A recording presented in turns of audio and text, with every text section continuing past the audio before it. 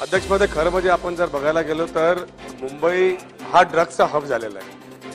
डीपीडीसीची meeting असू दे की कुठलाही प्लॅटफॉर्म असू द्या, सगळे जनप्रतिनिधी मुंबईमध्ये एकच प्रश्न मोठ्या प्रमाणात काढतात ते ड्रग्सच्या संदर्भात। आपण आता जस्ट सांगितलं की ज्या पद्धतीने आपण पोलीसच्या अधिकाऱ्यांना डिस्मिस करायचा एक चांगला निर्णय घेतलेला आहे। माझा एक प्रश्न असा आहे की आपण पोलिसांना तर कारवाई करतो, प्रत्येक पोलीस स्टेशनमध्ये असे जे उडता पंजाब सारखा आपला उडता मुंबई होत चाललेला आहे, अशांवरती आपण कारवाई करतो, पण कारवाई करत असताना यांच्यावरती मोठी कारवाई होत नाही। मागच्या टायमाला पण अधिवेशनात मी आपल्याला सांगितलं, आपण उत्तर दिलं होतं की आपण असा एक लॉ फ्रेम करतोय जिथे आपण जे प्रिव्हेंटिव्ह जे कारवाई होणार ते मोठी करणार आहे, म्हणजे एमसीओसी सारखी किंवा असं। कारण एकदा आपण पकडला, कोर्टाने जर सोडला, थोडा बिल्डअप करतो म्हणजे त्यांना काय तुमच्याकडे चांगलं।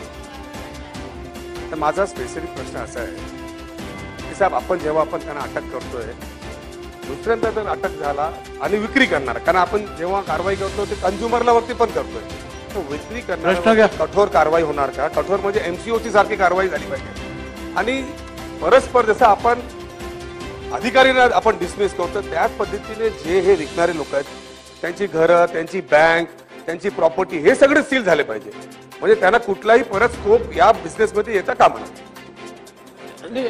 दोन गोष्टी या निमित्ताने मला आपल्या लक्षात आणून द्यायच्या की कमर्शियल क्वांटिटी अर्धी करणे या संदर्भातला आपला प्रस्ताव केंद्र सरकारकडे गेला आहे।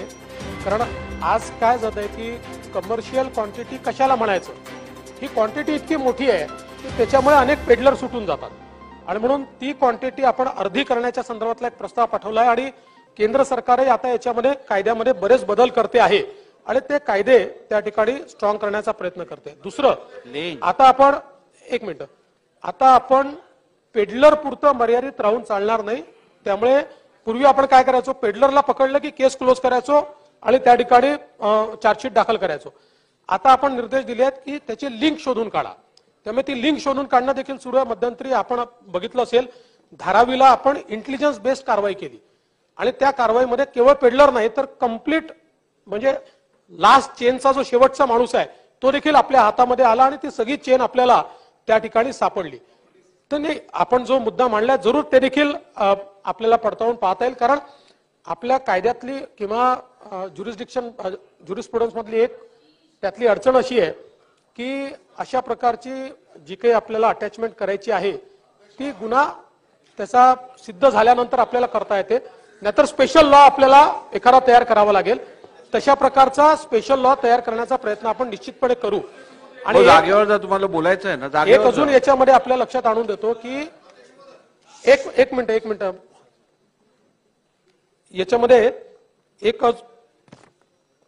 एक अजून मी या ठिकाणी जसं आपण सांगितलं की आपण वेगवेगळ्या प्रिव्हेंटिव्ह जे काही आपले आहेत त्याच्या अंतर्गत कारवाई करावी, तर प्रिव्हेन्शन ऑफ इलिसिट ट्रॅफिकिंग हा जो एनडीपीएसच्या अंतर्गत म्हणजे सगळे मकोका वगैरे आहे, तसा इथे जी काही ऍक्ट आहेत याच्या अंतर्गत मुंबईमध्ये आपण ते कारवाई ती जी काय आहे ती केलेली आहे।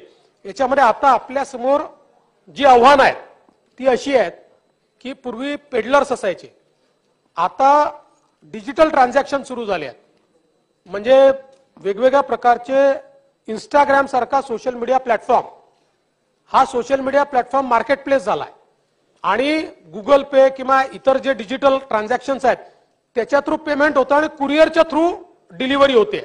त्यामुळे ते आपल्याला शोधून काढणं कठीण जातं, पण तरी देखील जेवढ्या कुरिअर एजन्सीज आहेत त्यांना एसओपी आपण दिलेली आहे, त्यांच्याकडे सर्च करणं सुरू आपण केलेलं आहे।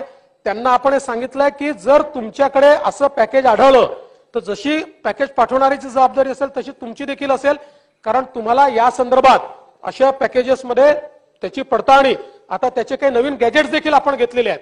किंवा मागच्या काळामध्ये आपण बघितलं की जे कंटेनर्स आपल्या जेएनपीटी पोर्टवर येतात, कंटेनरमध्ये वर वेगळ्या गोष्टी असतात, खाली वेगळ्या गोष्टी असतात, त्याची ऍडव्हान्स मशिनरी आता आपण घेतली आहे की ते कंटेनर पास होताना आपण त्या ठिकाणी त्या कंटेनरमध्ये काय आहे, म्हणजे खाली जर ड्रग्ज असतील तर ते देखील आपल्याला आयडेंटिफाय करता येतील।